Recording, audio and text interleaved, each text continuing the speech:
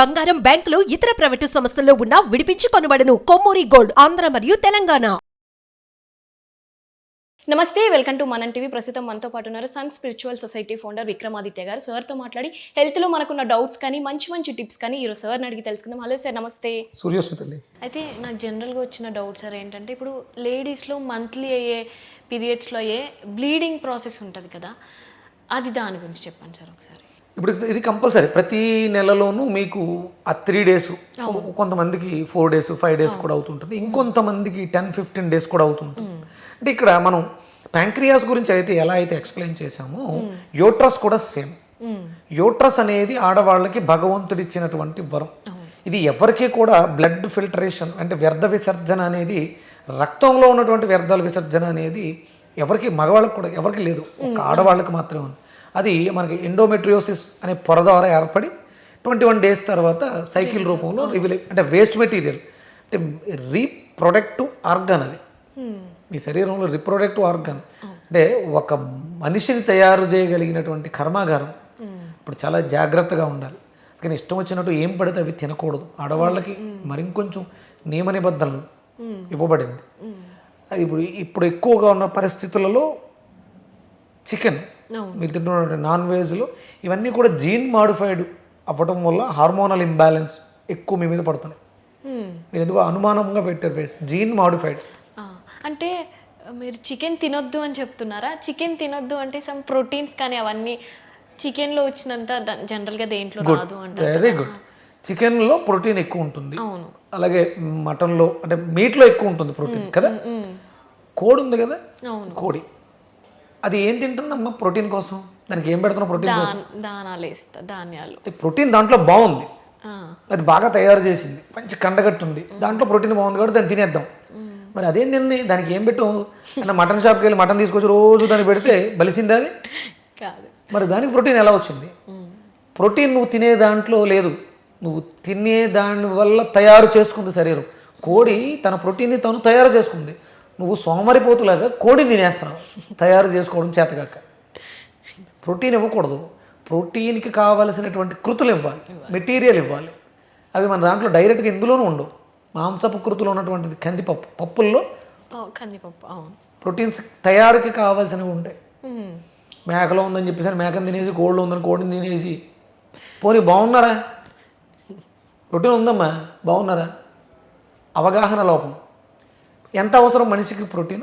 250 grams అంటే జనరల్గా 30 grams per day. అంటే ఎదిగే వయసులో ఉన్నంత వరకు ఒకలా ఉంటుంది, ఎదిగిన తర్వాత ఆఫ్టర్ 20-25 తర్వాత నీకు అవసరమైంది మెయింటెనెన్స్. 30 grams. కానీ నువ్వు ఎంత తింటున్నావు? వారంలో ఎన్నిసార్లు మాంసం తింటున్నావు? అది మళ్ళీ కర్మ సిద్ధాంతం ప్రకారం వేరే చాలా ప్రాబ్లమ్స్ వస్తాయి. ఇంకా ఆడవాళ్ళు ఎందుకు తినకూడదు అంటే, మనకి అంటే ఇప్పుడు కేవలం ప్రోటీన్ మీద బతికి మాంసాహారం మీద బతికిన వాళ్ళే ఎక్కువ జనాభా ఉన్నారా? కొన్ని వందల సంవత్సరాలుగా వితౌట్ ప్రోటీన్ ఓన్లీ వీగన్ పైన ఉన్న వాళ్ళు కూడా ఉన్నారు. వందల సంవత్సరాలుగా మాంసం మీద ఆధారపడి బతికే జీవులు కొన్నే ఉంటాయి. గడ్డి మీద ఆధారపడే జీవులు చాలా ఎక్కువ కాలం లాంగ్విటీ. మాంసం తినేవాళ్ళు త్వరగా కోల్పోతారు జీవితాన్ని. అది మళ్ళీ కర్మ సిద్ధాంతం ప్రకారం ఎందుకు ఏంటనే తర్వాత మనం మాట్లాడుకోవచ్చు. ఆడవాళ్ళు అంటే ఈ పీరియాడికల్ ప్రాబ్లం ప్రధానమైనటువంటి, పూర్వం ఎవరికి కూడా ఇన్ని ఇబ్బందులు లేవు. గర్భసంచులు తీసేయాలి, గర్భసంచులు ఫైబ్రాయిడ్స్ ఉన్నాయి, పీసీఓడి ఇవేమీ లేవు. ఎందుకు లేవంటే వాళ్ళు చాలా జాగ్రత్తగా ఉండేవారు. ఆ 3 రోజులు పక్కనే ఉండమనడానికి కారణం ఏంటంటే, ఇది జరుగుతున్నది ఒక పెద్ద ప్రాసెస్. ఈ ప్రాసెస్తో పాటు ఇంట్లో పనులు ఎందుకు పెట్టడం, వాళ్ళకి శ్రమ పెట్టడం, ఇబ్బంది పెట్టడం అని పక్కనే రెస్ట్లో కూర్చోబెట్టేవారు. మీరు ఇంకా ఈ నెలకి 20 రోజులు కష్టపడ్డారు, ఆ 3 రోజులు కనీసం మీరు విశ్రాంతి తీసుకుంటే మీకు మంచిదని చెప్పేసి అని కూర్చోబెట్టేవారు. దాంతోపాటు సాత్వికమైనటువంటి పదార్థాలు తీసుకోవాలి. సెపరేట్గా పెసరపప్పు, నెయ్యి ఇలాంటివి మాత్రమే తీసుకోవాలి ఆ 3 రోజులు. అసలు అంటే బ్లీడ్ అవుతుంది కదా, ఇప్పుడు ఇక్కడ తెగిందమ్మా, ఇక్కడ కట్ అయింది, డ్రాప్ వచ్చింది, వాటర్ పోస్తే కారుతుంది, మళ్ళీ వాటర్ పోస్తే మళ్ళీ కారుతుంది. అందుకని ఏంటంటే స్నానం చేయకూడదు. పీరియడ్స్ వచ్చిన టైంలో స్నానం చేయకూడదు. తడి తగిలితే కారిపోతుంది, బ్లీడింగ్ హెవీ అవుతుంది. డ్రై చేయాలి దాన్ని, శరీరాన్ని డ్రై చేయాలి, దానికి తగ్గ పదార్థాలు ఇవ్వాలి. అందుకనే అన్నాన్ని పెసరపప్పు వేసి వండి దాంట్లో నెయ్యి వేసుకుని ఉప్పు కారాలు చాలా తగ్గించి అసలు కారం అసలు ఉండదు, ఉప్పు నెయ్యి అవే తినాలి. అప్పుడు యూట్రస్ సింక్ అవుతుంది. ఇప్పటివరకు వేస్ట్ మెటీరియల్తో బల్జ్ అయి ఉంది. ఇలా రోజు ప్రతి నెల చేసి చేసి బాగా బల్జ్ అయిపోయి ఎన్లార్జ్డ్ యూట్రస్, మల్టిపుల్ ఫైబ్రాయిడ్స్ ఇవన్నీ రావడానికి ప్రధానమైనటువంటి కారణం నియమాలు పాటించకపోవడం. కానీ ఇప్పుడేమో ఆ టైంలో స్పైసీగానే తినాలి, క్రేవింగ్స్ అని అంటున్నారు కదా. ఎవరమ్మా తిని అంటే జనమా? మీకు ప్రామాణికం జనమా? పోనీ బాగున్నారు, నిజం తినండి, బాగున్నారా, ఇది పనిచేస్తుందా లేదో ఒక నెల కాకపోతే ఒక నెల అని అర్థంగా అవుతుందిగా. బాగున్నారా? ఏ డాక్టర్ చెప్పరమ్మా మీరు పీరియడ్స్ టైంలో మసాలాలు గట్టిగా తినండి, కారాలు తినండి అని ఏ డాక్టర్ చెప్పరు. నేను చెప్తాను ఒకటి, క్షారము తినండి అని చెప్తాను. పీరియడ్స్ టైంలో కారము కాదు క్షారము. క్షారం అంటే కటు స్వభావం కలిగిందని క్షారం అంటారు. అంటే మిరియం కారంగా ఉంటుంది, అది క్షార పదార్థం. రెడ్ చిల్లీ పౌడర్ కారంగా ఉంటుంది, అది కారం కాదు, ఎసిడిక్. పచ్చిమిర్చి, ఎండుమిర్చి, ఎర్ర కారం పీరియడ్స్ టైంలో వాడకూడదు. కారం తిను, స్పైసీగా ఉంటుంది. మిరియం తిను, అది చలవ చేస్తుంది. వాతం వల్ల ఎలిమినేట్ అవుతుంది, దానికి చలవ చేసి షింక్ అయ్యేలా చేస్తుంది, అది క్షారం. ఎసిడిక్ నేచర్ హైగా ఉన్న వాళ్ళకి క్రేవింగ్స్ ఎక్కువ ఉంటాయి, ఆల్కలైన్గా ఉన్న వాళ్ళకి క్రేవింగ్స్ తక్కువగా ఉంటాయి. ఇదంతా కూడా శాస్త్రం. ఇదంతా ఎవరు చెప్తున్నారు అంటే వేదం మాత్రమే చెప్పుద్ది. మనకు 4 వేదాలు ఉన్నాయి. ఒక్కొక్క వేదము అంటే మనకు ఉండేటువంటి ధర్మాల గురించి చెప్తూ ఉంటుంది. ఏం నువ్వు చేస్తున్న పని ఏంటి, దానికి తగ్గట్టుగా నువ్వు ఉండాల్సిన నీ ఆహార నియమాలు ఏంటి, అంతే తప్ప అందరికీ ఒకటే పద్దాన నువ్వు పొద్దుటే లేచావు కదా 4 లీటర్లు తాగి ఇలా ఉండదు. మనిషికి వృత్తికి ఆ ధర్మ ఆచరణలు మారుతూ ఉంటాయి. మీ శరీర ధర్మాన్ని పట్టుకుని మీకు ఏం అవసరం అనేది మీకే తెలుసు, నాకు తెలియదు. అంటే పూర్వం ఏంటంటే నాడి పట్టుకుంటే వాతతత్వమా పిత్తతత్వమా కఫతత్వమా తెలిసి వాళ్ళు చెప్పేవారు. ఇప్పుడు అది లేదు, డయాగ్నోస్ చేయాలి కాబట్టి నీకే తెలుస్తుంది. ఇది తింటే నాకు వేడి చేస్తుంది అంటే వాతం పెరుగుతుంది, నొప్పులు వస్తున్నాయి, అందరికీ నొప్పులు వస్తున్నాయి అంటే అందరికీ వాతం పిత్తం అధికంగా ఉంటుంది, కఫం తక్కువగా ఉంటుంది. కఫ పదార్థాలు అంటే బెల్లం తినడం కానీ, చెరుకు రసాలు తాగడం, పల్లీలు ఉడకబెట్టుకుని తినడం, ఇలాంటివి అంటే కఫం పెరగడానికి కావాల్సినటువంటి ఏమీ మనం చేయట్లేదు కాబట్టి ఎక్కువ ఆమ్లాలు అంటే బాగా వేపుళ్ళు అవి బాగా ఎక్కువ తింటున్నాం. వేపుళ్ళు ఎక్కువ తినడం వల్ల వచ్చేటువంటి పిత్తం నుంచి పుట్టినటువంటి వాతం నొప్పులకి కారణం అవుతుంది. అది వాత ఉపశమనాల్ని వాడాలి నొప్పులు తగ్గాలి అంటే. వాతాన్ని ఉపశమించేది ఏంటి? తైలం, నువ్వుల నూనె వాడుతున్నాం. ఏదో చెత్త నూనెలు ఎక్కువసేపు మరిగి వాడుతున్నాం, అది ఇంకా వాతాన్ని పాడు చేస్తుంది. చెడిపోయిన వాతం నొప్పులుగా మారుతుంది, చెడిపోయినటువంటి పిత్తం అల్సర్లుగా మారుతుంది, చెడిపోయిన అల్సర్ క్యాన్సర్గా మారుతుంది. సార్ బ్లడ్ గురించి దీని గురించి మాట్లాడుతున్నాం కాబట్టి జనరల్గా ఇప్పుడు చాలామంది బ్లడ్ డొనేట్ చేస్తారు కదా సార్. సో ఆ డొనేట్ చేయడం మంచిదే అంటారా? అంటే మళ్ళీ బ్లడ్ ప్యూరిఫై అవుతుంది అంటారు కదా. బ్లడ్ ప్యూరిఫై కాదు, అంటే అన్ని దానాల్లోకెల్లా రక్తదానం కొంచెం ఉత్తమంగా చెప్పబడింది. ఒక మనిషికి అత్యవసర పరిస్థితుల్లో ప్రాణాన్ని ఇస్తుంది, నిలబెడుతుంది మళ్ళీ బ్రతకడానికి. ఇప్పుడు మన ఒంట్లో మన ఫ్లోర్ మీద ట్యాంక్ ఉందమ్మా, దాని నిండా నీళ్లు ఉన్నాయి, అలా వదిలేస్తే అంటే మనం వాడకుండా వదిలేస్తున్నాం, వేస్ట్ అయిపోతుంది. అంటే వేస్ట్ ఏం అవ్వదు, చెక్క పడుతుంది, లేకపోతే నాచు కడుతుంది. బ్లడ్ తీసాం, 300 గ్రామ్స్ తీసాం, మళ్ళీ బ్లడ్ ప్రొడ్యూస్ అవుతుంది, బ్లడ్ ప్రొడక్షన్ జరుగుతూ ఉంటుంది. అదే అంటే శారీరక శ్రమ చేస్తే కన్జ్యూమ్ అవుతుంది రక్తం, మనం శారీరక శ్రమ చేయట్లేదు. అందుకని ఆ మురిగిపోయినటువంటి రక్తం పలచబడాలి కాబట్టి ఇప్పుడు మనం బ్లడ్ థిన్నర్స్ వాడుతున్నాం. రక్తం చిక్కగా ఉంది బ్లడ్ థిన్నర్స్ వాడుతున్నాం. అలా వాడే వాళ్ళకి బ్లడ్ ప్రొడక్షన్ కూడా తక్కువగానే ఉంటుంది.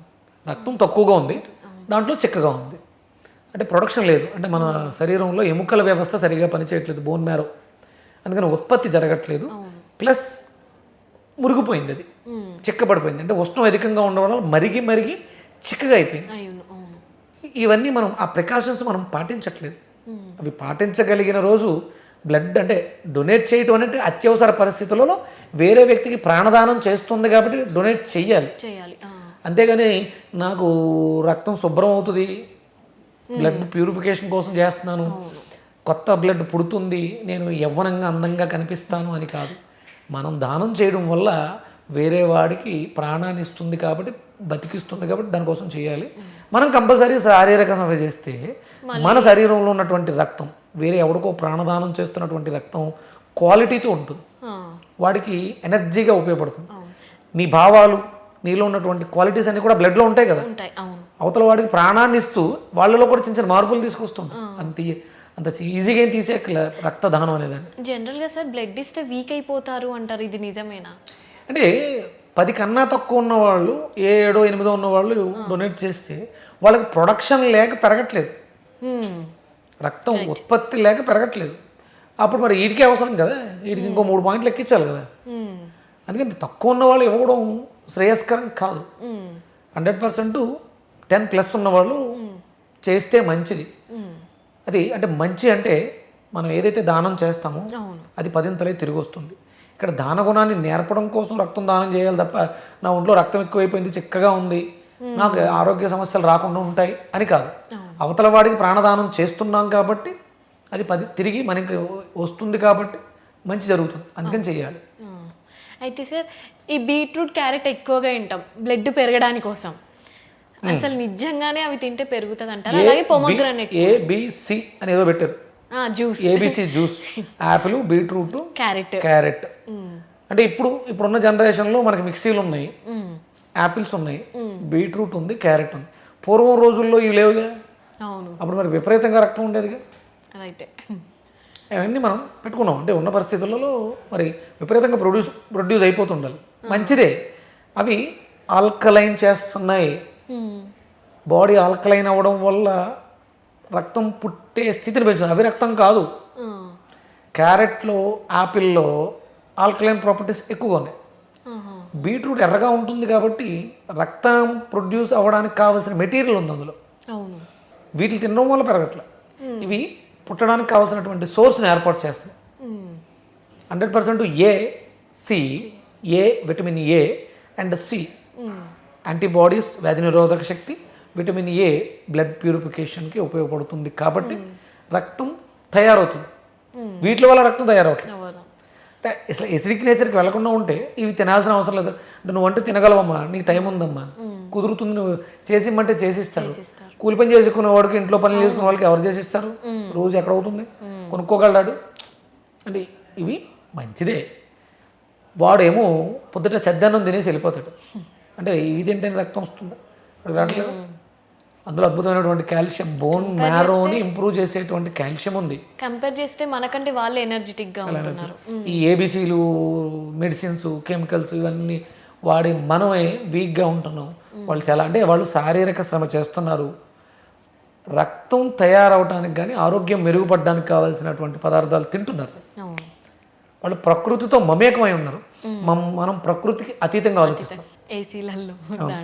ఏసీలలో కూర్చుని ఏబీసీ జ్యూసులు తాగి రక్తాన్ని ప్రొడ్యూస్ చేసుకోవడానికి ప్రయత్నం చేస్తాం. సింథటిక్. అవును. Right sir, thank you. Suryasmita.